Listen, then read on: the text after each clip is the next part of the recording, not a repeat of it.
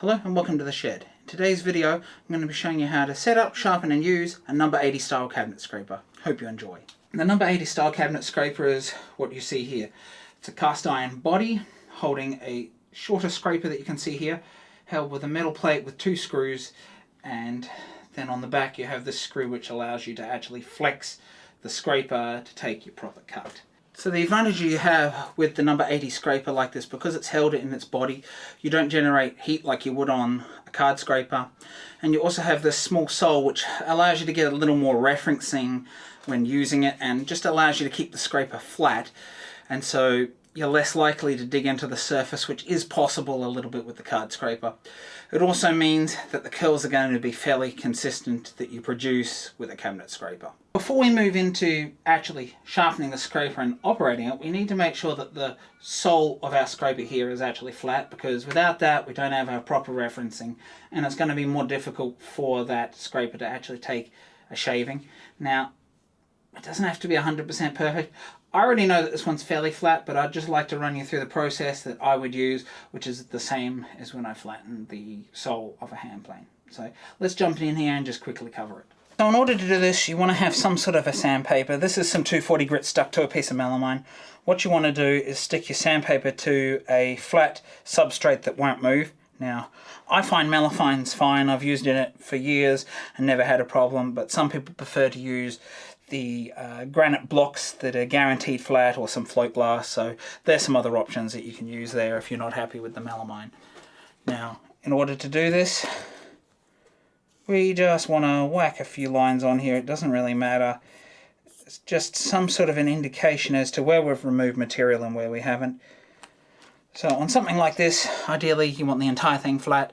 So the process is like this. Take your scraper out and then hold it in here. So I'm pushing down right on the sole.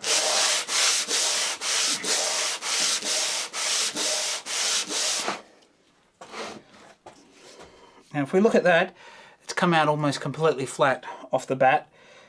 There's just a little bit here that needs to be removed, so I'm going to keep going for a little bit longer.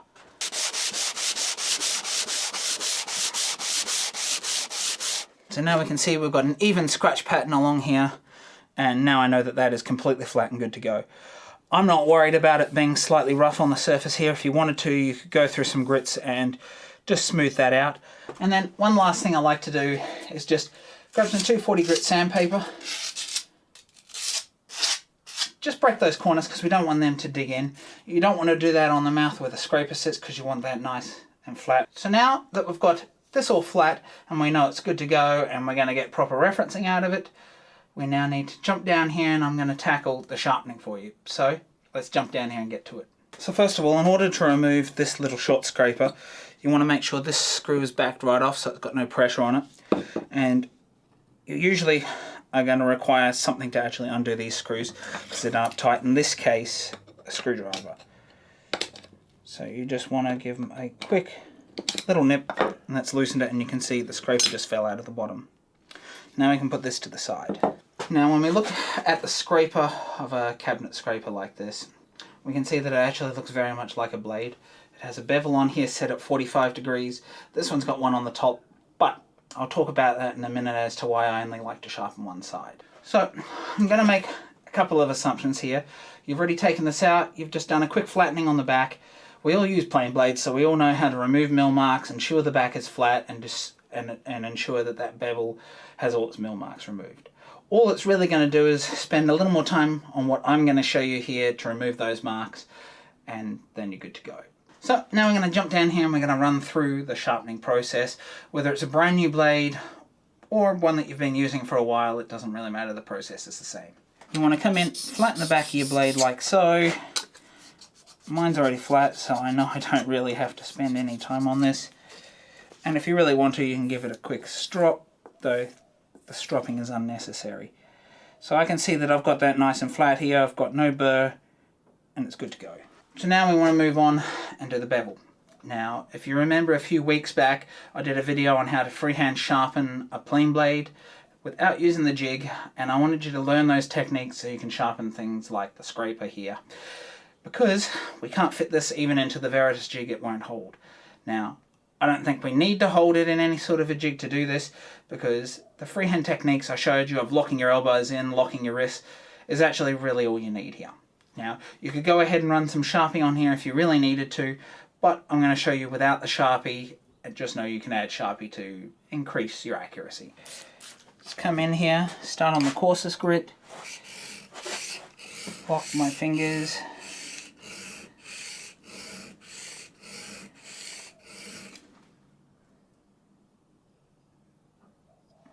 A little bit more. I haven't got a consistent burr all the way along.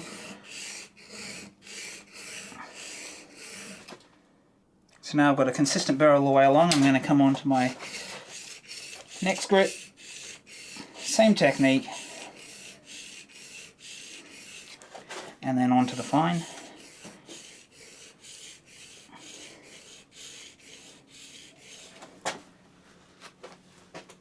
Doing that process, we're going to end up with a little burr on the back of the blade like you would when you sharpen a hand plane blade. Now, there's no need to actually remove that, because the next step with the burnisher will deal with that. Now, a burnisher is a rod like this that is harder than the steel of the blade you're using. The other things you could use is actually a pair of pliers. They usually have pretty hardened steel on them. Some shanks of screwdrivers do, but on the whole I think you're better off just to get a burnisher. They're fairly inexpensive, especially a style like this. So what you want to do is, this is the bevel, you want to put the bevel side down. You want to choke up on your burnisher if you've got one a style like this, and then you want to go back and forwards flat on the back here about 30 times. So we do this sort of process.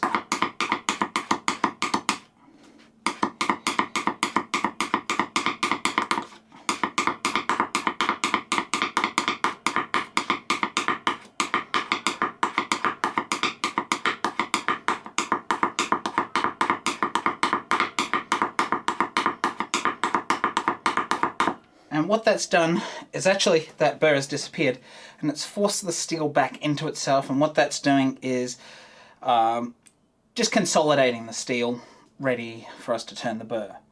Now what we need to do is clamp it down, and we have to do a similar process along the bevel and then turn our burr. So let me get this held down here and I'll show you that as well. You actually want a very consistent bevel here if you can.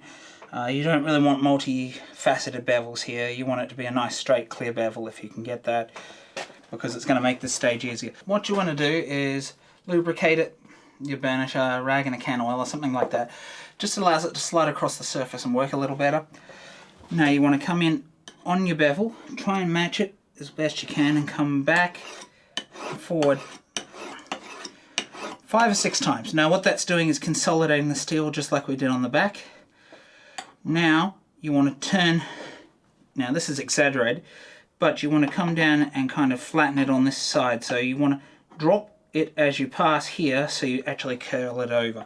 Now you're not looking to go off that angle much, like 5 degrees is generally what you're looking for. And so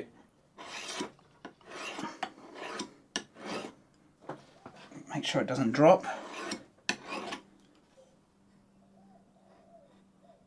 And now I can feel a consistent burr along here, and that's how burr turned.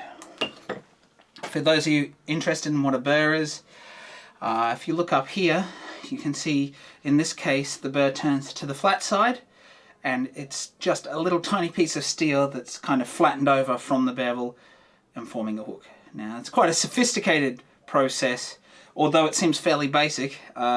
We will be taking a shaving with that curl, so it's kind of important to get it right. But you don't want a very heavy, thick burr. You want it to be a refined, relatively small burr, and that will allow you to use this on different timber types. What we want to do is grab our scraper where we've got the burr, in my case here, and you don't want to bring that in from the top because you could damage your burr.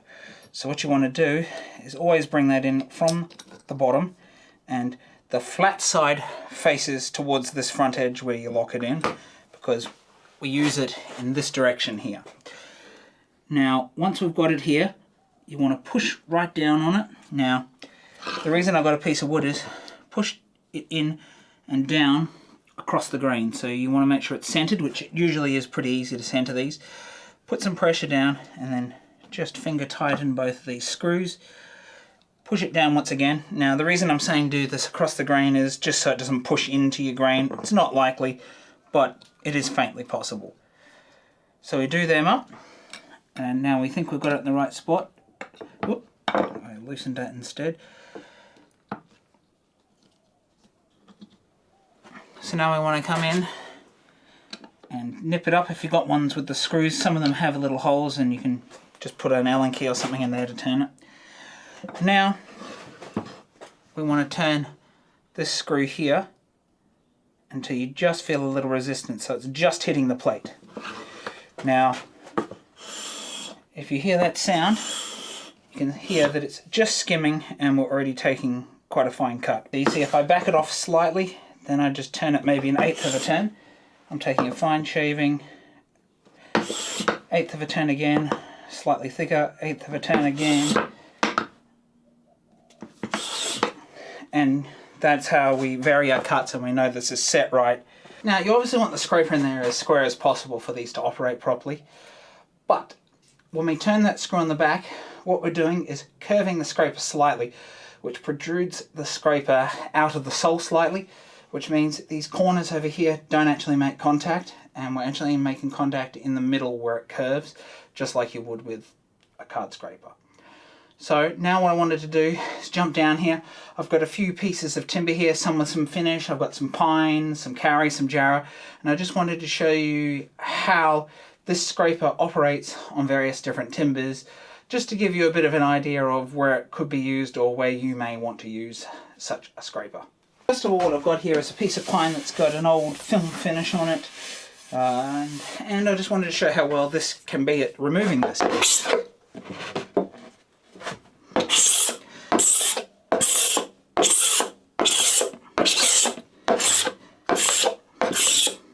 So we can see the cabinet scraper removed the finish off there in fairly quick succession, and it took really no thickness off, it's just scraped the surface off, and that finish is now gone. So what I got here is a piece of radiata store-bought pine, generally known to be fairly soft. So with pine like this, it's not going to do a perfect job, but what I do is I back the screw off, taking no scraping, and I just slowly, we can hear that we're just scraping, and I just want to go maybe 1 millimeter further than that.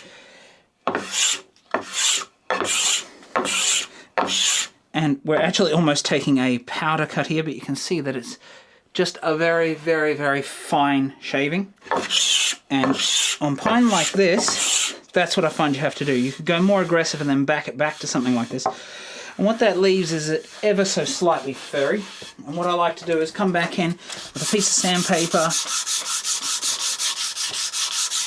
a couple of passes like this, and now that actually feels smooth to the touch. As you can see there, the pine, this scraper doesn't do the best on, especially really, really soft pine like the radiata pine.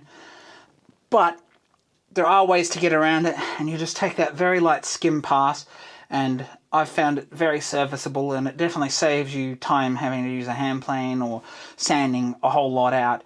You can actually get adequate results with the cabinet scraper. However, the card scraper and the scraper plane, in my opinion, actually do better on pine than the cabinet scraper does.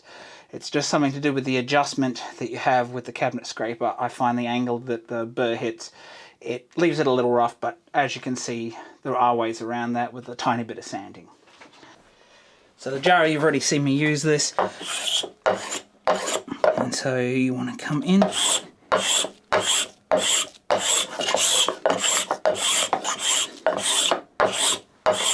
And this actually leaves it nice and smooth. It actually has a little bit of a glow to it. It's like a shimmer because it leaves it quite shiny. And we can see that that was across some sap lines and some knots and stuff, so that performs very well.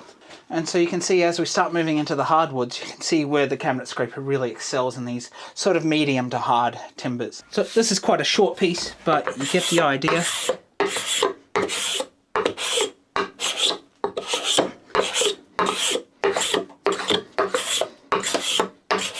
Now this is a little bit on the short side to use a cabinet scraper such as this, because this is more designed to be spot used on a larger panel, but you can see it's actually left the surface nice and smooth here. So you can see there once again, the cabinet scraper performs very well on that, and if it does leave it a little rough, which I have had on occasions, it's usually because I've got the screw turned up a little too much, so backing it off slightly and it should eliminate that completely. Last of all, we've got a piece of Tasmanian oak here.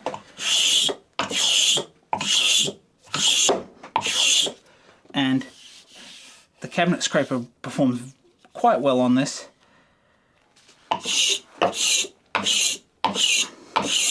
And it actually leaves the surface very shimmery.